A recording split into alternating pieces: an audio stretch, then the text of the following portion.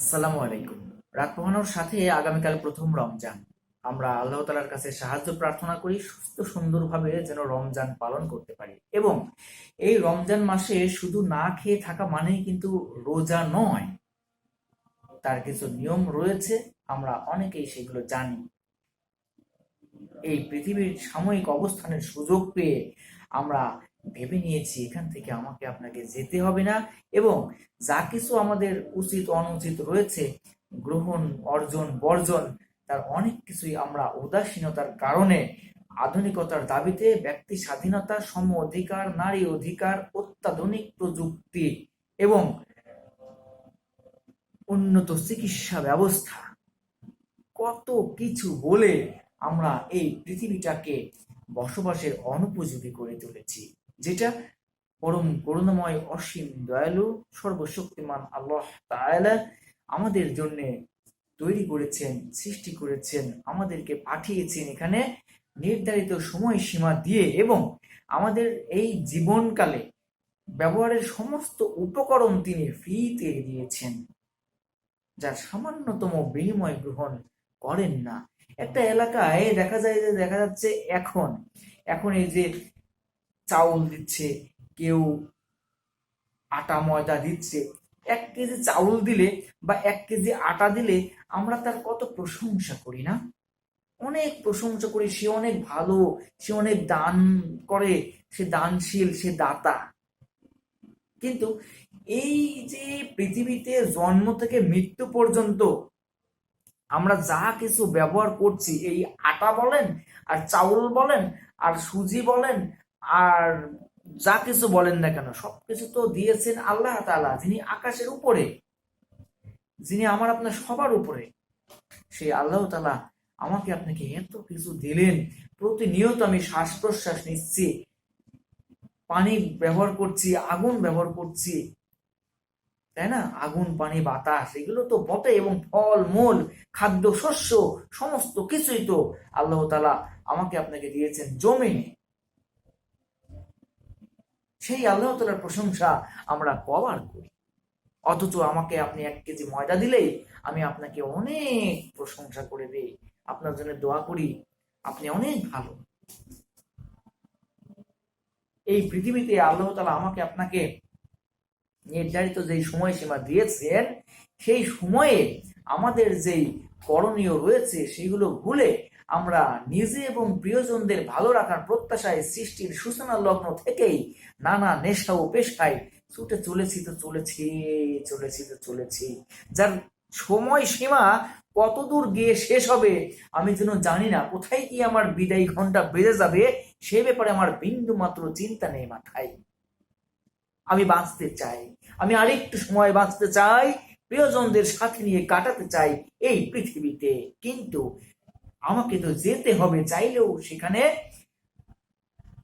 সেখান থেকে আমাকে কেউ ফেরাতে পারবে না, আর এখানে কেউ আমাকে আটকেও রাখতে পারবে না, যার যত অর্থ প্রাচুর্য বড়াই দাম্ভিকতা থাক না কেন, তবুও না।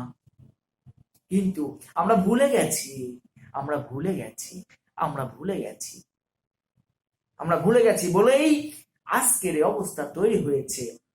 আল্লাহ তাআলা তো কারোর উপরে কোনো কিছু চাপিয়ে দেন না। আল্লাহ তাআলা কোরআন শরীফে বলে দিয়েছেন, জলে ও স্থলে যত বিপর্যয় সবই তোমাদের হাতের কামাই। সূরা ইয়াসিন, সূরা রহমান, এর এখানেও আল্লাহ তাআলা বলে দিয়েছেন। সূরা রহমানের মধ্যে বলছেন আল্লাহ তাআলা, তোমরা আমার কোন কোন নিয়ামতকে অস্বীকার করবে? এই যে এত ফল মূল ইত্যাদি দেওয়া হয়েছে, এগুলো তো নিয়ামত। ইয়াসিন সূরার মধ্যে আল্লাহ তাআলা বলে দিচ্ছেন, আমি মৃত জমিনকে প্রাণ দান করি বাড়ি বর্ষণ করে, এবং তাতে উৎপাদন করি শস্য যা থেকে তোমরা ভক্ষণ করো, খাও। কিন্তু আমরা কবার আল্লাহ তাআলার প্রশংসা করি? আমাদের যা কিছুতে নিষিদ্ধ ঘোষণা করা হয়েছে সেগুলোতেই আমরা বেশি করি, যা কিছু আর আমরা হারাম সেখানেই যেন লাগে বড্ড বেশি আরাম। অবৈধ যৌনতাকে আল্লাহ তাআলা নিষিদ্ধ ঘোষণা করেছেন, তা অমান্য করবার জন্য সময়ের সাথে দিলেন কি এইচআইভি এইডস, মৃত্যুঘাতী এই ভাইরাস, এই রোগ, প্রাণঘাতী, যা থেকে আমরা নিরাপদ থাকবার জন্য বের করলাম বিকল্প ব্যবস্থা, protection. Enjoy yourself all night long with protection you want. কিন্তু এই জন্যে তো আল্লাহ তাআলা আমাদেরকে এই নিদর্শনগুলো দেন না, এই শিক্ষাগুলো দেওয়ার জন্যই তো আমাকে এই পরিস্থিতির মধ্যে ফেলেছেন। Chikungunya, dengue, corona, Lassa, hanta, পঙ্গপাল একের পর এক কিন্তু আসছে, আরো কিছু আসবে, বন্যা হওয়ার সম্ভাবনা রয়েছে, ক্ষেত খামার নষ্ট হবে। এই জন্যে চাষিরা এখন নেমেছে তাদের ফসল ঘরে তুলবার জন্য। যথেষ্ট পানি কিন্তু হবে, আবহাওয়াবিদরা যেভাবে বলছে এটা আল্লাহ তাআলা ভালো জানেন, যিনি উপরে আছেন, সকলের উপরে, সর্বশক্তিমান, তিনার হাতেই তো নিয়ন্ত্রণ। আমরা এই যে excuse is just an easy way to say no, অজুহাত না বলবার সহজ রাস্তা মাত্র, আমরা ভুলে গেছি আল্লাহকে। এই অবস্থা থেকে যখন আল্লাহ তাআলা আমাকে আপনাকে মাফ করবেন, আমি জানি না তার আগে আমি অতীত হয়ে যাই কিনা, তবে পৃথিবীর মাটিতে যারা থাকবেন তারা দেখবেন অনেকেই এই পৃথিবীতে বলবে আমাদের এই বাহিনী, সেই বাহিনী, আমাদের অমুক দল, এরা মাঠে ময়দানে খেয়ে না খেয়ে প্রাণের মানে রিস্ক নিয়ে তারা কাজ করেছে বলেই আজকের এই অবস্থাকে আমরা পরাজিত করতে পেরেছি, আমরা জয়ী হয়ে গেছি, আমরা প্রতিহত করতে পেরেছি, আমরা সক্ষম। কিন্তু না, মোটেও নয়। এই ধরনের কথা যদি কেউ অতীতে, বর্তমান এবং ভবিষ্যতে বলে থাকে, সে একটা কত বড় অজ্ঞ মানসিকতার চর্চা করে, কত বড় অজ্ঞতা নিয়ে বসবাস করে, সে কখনো চিন্তা করে দেখে না। আমার আপনার জীবন তো আমার আপনার নিয়ন্ত্রণে নয়। আল্লাহ তাআলা চাইলে এখনই আমাকে বন্ধ করে দিবেন, জ্যাককে আর কথা বলতে পারবে না, জ্যাক প্যাক হয়ে যাবে, কাফনের কাপড়ে মুড়িয়ে, সাদা কাপড়ে তাকে দাফন করা হবে। সেটা নাও হতে পারে, আমি যদি করোনায় মারা যাই আমাকে পুড়িয়ে দেওয়া হতে পারে, আমাকে ছাই করে দেওয়া হবে, আমাকে ফেলে দেওয়া হতে পারে। তাহলে আমার এতদিনের প্রিয়জন, আত্মীয় স্বজন, শুভাকাঙ্ক্ষী, বন্ধু বান্ধব, যাদেরকে নিয়ে বান্ডিল বান্ডিল টাকা উড়িয়েছি, তারা আজ কোথায়?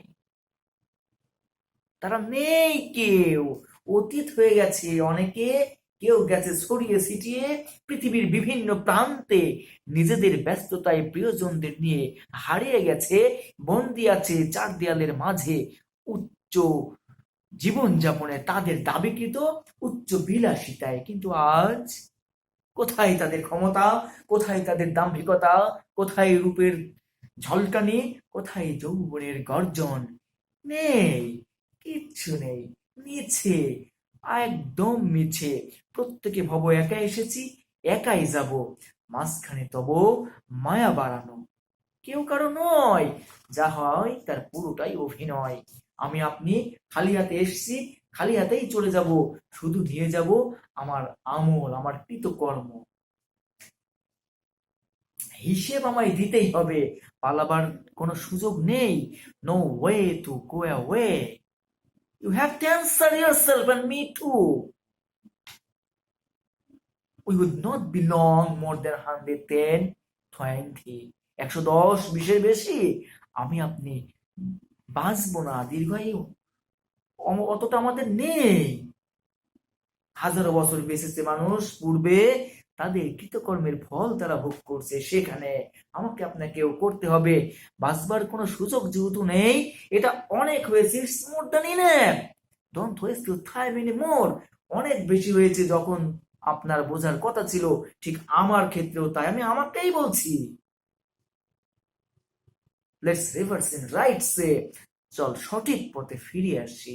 জন্মসূত্রে প্রত্যেকটা মানুষ এই পৃথিবীতে আগমনের হাত ধরে মুসলিম, প্রতিটা শিশু মুসলিম হয়েই জন্মগ্রহণ করে, কিন্তু তার পারিপার্শ্বিকতার কারণে এখানে এসে বিভিন্ন ধর্মে সে ভাগ হয়ে যায়। আল্লাহ তাআলার পক্ষ থেকে যে নির্দেশনা আমাকে আপনাকে দেওয়া হয়েছে, সেইগুলো আমরা মেনে চলি। কারোর সাথে আমাদের কোনো দাঙ্গা হাঙ্গামাতে যাওয়ার দরকার নেই। মাত্র 2 মাস পেছনেও যদি যাওয়া যায়, তাহলে দেখেন পৃথিবীতে মুসলমানদের উপরে কি পরিমাণ নির্যাতন হচ্ছিল। বোরখা কেটে নেওয়া হচ্ছিল, মাজার নিচের থেকে পোশাক কেটে দিচ্ছিল, বোরখা ওড়না যেই স্কার্ট এগুলো খুলে দিচ্ছিল, ওড়না ব্যবহার নিষিদ্ধ করা হয়েছিল। এই মাটিতেই কিছু কিছু জায়গায়, এই পৃথিবীর মাটিতে এই আমাদেরকে মুক্ত বিচরণের সুযোগ দেওয়া হয়েছে বলে আমরা মনে করছিলাম আমাকে আপনাকে বুঝি আর কেউ ধরতে পারবে না। আমরা অনেক কিছু পেয়ে গেছি, আমরা জয় করে নিয়েছি, এবং এখনো অনেকের ধারণা আমরা যুদ্ধ করছি। এই পৃথিবীর ময়দানে আমরা যুদ্ধ করছি করোনা লাসাহান্টা পঙ্গপালের বিরুদ্ধে। আমাদের অস্ত্র শস্ত্র গোলা বারুদ একেবারে বাহিনী, এই বাহিনী সেই বাহিনী, কিন্তু না, এই অবস্থা যখন ভালো হয়ে যাবে তখন যারা বলবে আলহামদুলিল্লাহ, সকল প্রশংসা আল্লাহ তাআলার, যিনি আমাকে আপনাকে সৃষ্টি করেছেন এই সুবিশাল সৃষ্টি জগৎ যা আমরা দেখি না। আমরা তো শুধু পৃথিবীতে আছি, যা সৃষ্টি জগতে খুবই সামান্য একটা গ্রহ মাত্র, যার লাখো কোটি গ্রহ গায়েব করে দিতে পারে পেটের মধ্যে এরকম বহু নক্ষত্র রয়েছে আকাশে। প্রথম আসমান, দ্বিতীয় আসমান, তৃতীয় আসমান, চতুর্থ, তারপরে পঞ্চম, ষষ্ঠ, সপ্তম আসমান। এই প্রথম আসমানে যা কিছু রয়েছে সেগুলোই আমরা কতটুকু জানি। আজকের আধুনিক বিজ্ঞান কি করতে পেরেছে? পৃথিবীর মাটিতে বসে অন্য গ্রহে রকেট পরিচালনা করছে, পৃথিবী ছেড়ে অন্য গ্রহে বসবাসের উপযোগী করে তুলবার চেষ্টায় থেমে নেই বিজ্ঞান।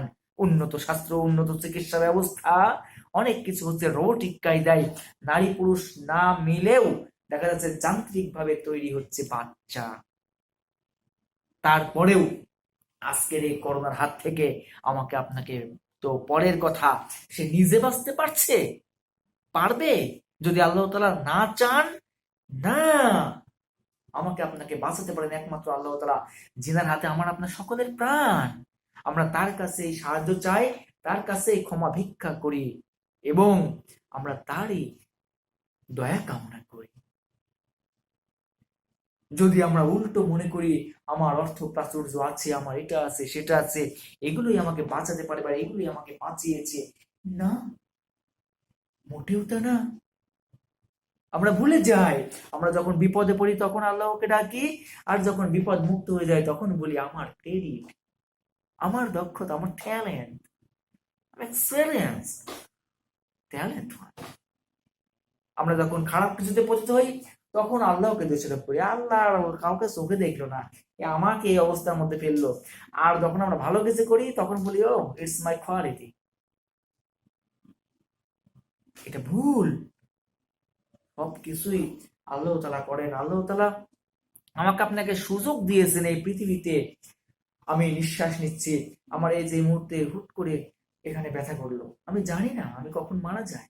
গত কদিন আগে আমার পিঠে এবং ঘাড়ে প্রচন্ড ব্যথা ছিল, আমার মনে হচ্ছিল ওদিন আমার দাফন হয়ে যাবে।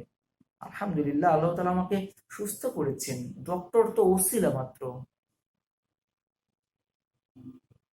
তাই না? তো আল্লাহ তাআলা ভালো জানেন আমাকে আপনাকে। এখানে আমি একজন ডক্টরের কাছে গেলাম হসপিটালে, এখানে একটা আছে প্রেসক্রিপশন পয়েন্ট, তো সেখানে যাওয়ার পরে কিছু মেডিসিন দিলেন, কাজ হলো না। পরবর্তীতে আমার পরিচিত একজন, তাকে ফোন করলাম, সিনথিয়া নির্ঝর তানিয়া। তো ওনাকে ফোন করার পরে উনি আমাকে আরেকজন চিকিৎসকের নাম্বার দিলেন, তো সেই নাম্বারে আমি কল করে উনি যেই মেডিসিন লিখে দিলেন সেগুলো আমি ফার্মেসি থেকে নিয়ে আলহামদুলিল্লাহ তারপরে নামাজ পড়লাম, আলহামদুলিল্লাহ ঠিক হয়ে গেল।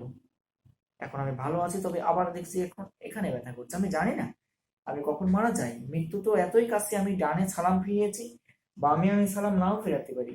এ কথা আমার নয়, হযরত মুহাম্মদ রাসূলুল্লাহ সাল্লাল্লাহু আলাইহি ওয়াসাল্লাম বলেছিলেন তার সাহাবাদেরকে। জিজ্ঞেস করেছিলেন মৃত্যুকে তোমরা কত কাছাকাছি মনে করো? বললো ফজর থেকে জোহর বা জোহর থেকে আসর এরকম। বললো না, এক একজন এক একভাবে বলেছিলেন। তো উনি বললেন না, এতটা। তুমি ডানে সালাম ফিরিয়েছো, বামে সালাম মাও ফেরাতে পারো, এর মধ্যে ঘটে যেতে পারে তোমার মৃত্যু। ইতিমধ্যে আপনারা অনেকে জেনে থাকবেন নামাজরত অবস্থায় বহু মানুষ অতীত হয়ে গেছে এই পৃথিবী থেকে। আমি জানি না কখন মারা যাব। আপনি আমাকে যখন শুনছেন আমার ইতিমধ্যেই কাফন হয়ে গিয়েছি কিনা আপনাদের জানা নেই, হয়তো দেখ চলে গেছি। যখন আপনি আমায় শুনছেন আমি আর এই পৃথিবীর মাটির উপরে নেই, মাটির নিচে চলে গেছি। আমাকে সাপ, পোকা, বিচ্ছু ইত্যাদি আমাকে খাচ্ছে, একেবারে ছিন্ন ভিন্ন করে দিচ্ছে। কেউ আমাকে সাহায্য করতে পারবেন না, জানতেও পারবেন না আমাকে সেখানে কি পরিমাণ শাস্তি দেওয়া হচ্ছে। আমার নাকের মধ্যে দিয়ে বিচ্ছু যাচ্ছে, কানের মধ্যে দিয়ে বিচ্ছু যাচ্ছে, পিঁপড়া যাচ্ছে মুখের মধ্যে, আমাকে সাপ দংশন করছে, আমাকে হ্যামার দিয়ে পিটানো হচ্ছে, এবং খালি শুধু হ্যামার নয়, গরম করা লোহার হ্যামার। এবং পৃথিবীর এই হ্যামার নয়, একবার সাপ আমায় দংশন করছে, আমি 70 গজ নিচে চলে যাচ্ছি, আবার উঠছি, আবার যাচ্ছি, আমাকে দংশন করেই যাচ্ছে। আমার কবরের মাটি, ডানের মাটি যতদূর চোখ যায় ততদূর চলে যাচ্ছে, আমার বামের মাটি যতদূর চোখ যায় ততদূর চলে যাচ্ছে, আবার উভয় দিকের মাটি একদম মনে করেন যে হা হা হা হা হু হু করতে করতে খুব দ্রুত গতিতে এসে আমাকে একদম পিষে দিচ্ছে। আমার এদিকে হাড় এদিকে, এদিকে হাড় এদিকে, একদম এভাবে হয়ে যাচ্ছে। আমাকে আবারও একইভাবে মাটি চলে যাচ্ছে, আবার আসছে, এরকম আমাকে সাইজ করা হচ্ছে। আপনারা জানেন না সে সময়টা, আপনারা দেখতে পাচ্ছেন না। কবরের চিহ্ন রেখে লাভ কোনো হবে না, গহীনেতে হয় কি তা জানো। কবরের চিহ্ন রেখে কোনোই লাভ হবে না, কবর পাকা করে, কবর বড় করে, বাধাই করে কোনো লাভ নেই। কবরের নিচে আমার কি হচ্ছে সেটা দেখো। তুমি আমায় ভালোবাসো, আমায় শ্রদ্ধা করো, আমার কবর পূজা করছো, আমার কবর পাকা করে রাখছো? No way. মানুষ যখন মারা যায় তার কোনো ক্ষমতা থাকে না কাউকে সহযোগিতা করবার।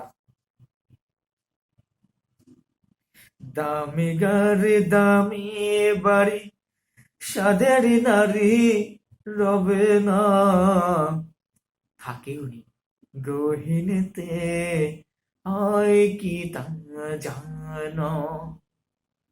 সাধের নারী আগেই চলে গেছে। তবে ভালো হয়েছে আপনাদের সঙ্গে আমার কথা হচ্ছে, তা থাকলে তো আপনাদের সঙ্গে কথা বলার সৌভাগ্য আমার হতো না, আজকের যে আপনাদের সামনে আসতাম না। অভিজ্ঞতা নিয়েই মানুষ পথ চলে, জানেন, যাদের অভিজ্ঞতা রয়েছে তারাই ব্যতিক্রম কিছু করতে পছন্দ করে। এবং আল্লাহ তাআলা কাকে দিয়ে কি করাবেন এটি একমাত্র আল্লাহ তাআলা ভালো জানেন। সবাইকেই যদি একরকম রাখতেন তাহলে তো পৃথিবীটা চলতোই না। গাছতলার মানুষ ছাড়া গাছতলার মানুষগুলো অস্তিত্বহীন। এই ভেদাভেদ, পার্থক্য, নানা নেশা পেশা এগুলো থাকবে, এটাই নিয়ম। একটা প্রতিষ্ঠান চলতে হলে একেবারে নিচু থেকে উপর পর্যন্ত যেমন লোক লাগে, ঠিক পৃথিবীটাও তো, আমাদের জীবনযাপন কিভাবে চলবে, না হলে চলবে না। প্রত্যেকের দরকার আছে। চাষি না থাকলে, তারা চাষ না করলে আমরা খাবো কি? আমরা যে টাকা ব্যবহার করছি, যে কারেন্সি এক এক দেশে, এই টাকাগুলো যখন প্রিন্ট করা হয়েছে তখনও তো সেখানে অনেক কর্মী কাজ করেছে না, অনেক কর্মীর ঘাম ঝরেছে, তাই না? সেগুলো আমরা ব্যবহার করছি। খাদ্য যদি না উৎপাদন হয়, যদি মাঠে খেতে মানুষ কাজ না করে, আর আল্লাহ তাআলা যদি দান না করে, তাহলে আমরা কোথায় পাবো? টাকা দিয়ে কি করব? ফল নেই, গাছে আল্লাহ ফল দিচ্ছে না, আপনি টাকা দিয়ে ফল কোথায় পাবেন? মাছ দিচ্ছে না নদীতে, সমুদ্রে, কোথায় পাবেন?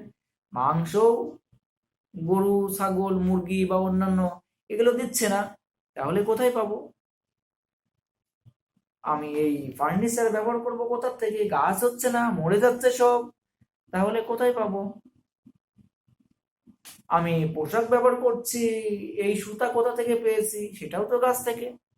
এই মিল ফ্যাক্টরিতে যারা কাজ করেন তারা না থাকলে সেগুলো আবার প্রস্তুত করবে কারা? আমার শরীর পর্যন্ত আসবে না, খাবার আমার টেবিল পর্যন্ত আসবে না। এই জন্য সবাইকেই সবার দরকার আছে। মানুষ সবাই সমান, কোনো পার্থক্য নেই। শুধু এখানে এসে আল্লাহ তাআলা কিছু শ্রেণী ভাগ করে দিয়েছেন, না হলে পৃথিবী চলতো না। তার মানে এই নয় আমি অনেক কিছু মনে করে নিচ্ছি, আমি বিশাল কিছু হয়ে গেছি। না, মোটেও তা নয়। I am nothing, just nothing. We don't have anything to do, any minimum thing to do against virus. আমরা অনেকেই বলছি world fighting against corona virus, কিন্তু না, মোটেও তো না। বিশ্ব করোনার সাথে যুদ্ধ করছে। ভুল। যুদ্ধ, মোকাবেলা, প্রতিহত, জয়, পরাজয় এ ধরনের একটি শব্দ ব্যবহারে শোভনীয় নয়। যদিও পৃথিবীব্যাপী বিভিন্ন দেশে নিজেদের মাতৃভাষায় এই একই ধরনের শব্দগুলো ব্যবহার করা হচ্ছে। আল্লাহর সাথে পাল্লা পাল্লা খেলা একেবারে। এই জন্যই অবস্থা। আমরা আল্লাহকে ভুলে গেছিলাম। আমরাই সব পারি। এই তুই কি রে? কিন্তু না, অহংকার করবার কিছুই নেই। আমি যখন মারা যাব তখন আমার দেহটাকে নিয়ে যেতে একাধিক মানুষের প্রয়োজন হবে। আমি তো চলে যাব, তখন আমার দেহ কোথাও রাখতে পারবে না, গন্ধে কেউ থাকতে পারবে না আশেপাশে। কি যে দুর্গন্ধ হয় মরা মানুষের। আমার এত যত্ন করা শরীর, ডেলি ডেলি পার্লারে যাওয়া, হ্যাঁ, রঙের আস্তরে মুড়িয়ে নিজেকে এই পলিশ এই পলিশ, বুট পলিশ বুট পলিশ, পলিশে পলিশে আমার ফেস পলিশ, হ্যাঁ, সব বাদ, সব পোকামাকড়ে খেয়ে যাবে, কিছু করবার থাকবে না, কিছুই না। আমার এখনো সময় আছে, যতক্ষণ আল্লাহ তাআলার কাছে ক্ষমা ভিক্ষা চাই, সাহায্য প্রার্থনা করি এবং তার কাছে আমরা ফিরে যাব। সেই নির্ধারিত সময় জানি না কখন শেষ হয়ে যায়। যতক্ষণ প্রাণ আছে দেহে ততক্ষণ আমরা আল্লাহ তাআলার পবিত্রতা ঘোষণা করি, তার প্রশংসা করি, তার কাছে সিজদারত হই, তার কাছে সিজদায় লুটিয়ে যায়, নামাজ পড়ি, রোজা করি, মানুষের উপকার করি যতটা পারি। উপকার করতে না পারলেও অপকারের কারণ যেন না হই। কারণ হৃৎকম্পিত চোখের জলের কারণ হয়েও না। সময়ের সাথে ঝলসে যাবে। সেই ঝলসানো জ্যাক আজ আপনাদের সামনে, Jack Denver. MGM love and life motivations ক্লাবের পক্ষ থেকে হোয়াইট পিজনের সাদা মোড়কে সকলের আজ আগামের শুভকামনা। সকলের জীবন সুস্থ ও শান্তির হোক। MGN research writing and counselling পয়েন্টের পক্ষ থেকে আপনাদের সকলের জন্য প্রার্থনা অবিরাম। আল্লাহ হাফেজ।